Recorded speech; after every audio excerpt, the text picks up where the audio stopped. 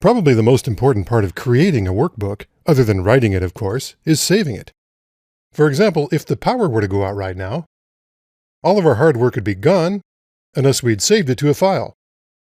Move up here to this set of commands called the Quick Access Toolbar and click Save. The first time you save a workbook, you come to this area called the Backstage. You won't find any formatting commands here.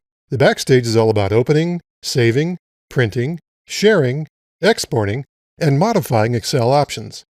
In other words, all that behind-the-scenes stuff. When you first save a workbook, you come here to Save As.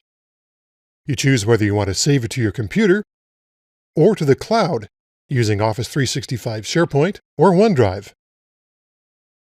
I've already signed in to my online account, so now I can click here and browse for a location on my OneDrive. Enter a file name and click Save. It's just like saving to a computer, except that now I can access the file on any computer connected to the internet.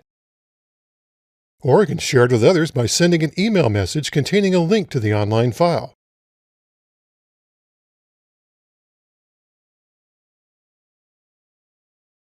When you want to show your workbook to others, click Save one last time.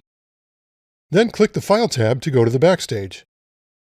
Click here to print the workbook. See a preview of how the workbook will look after it's printed. Select a printer in the list, then click Print.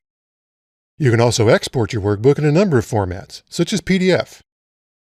Up next, we'll expand our workbook by inserting more columns and rows.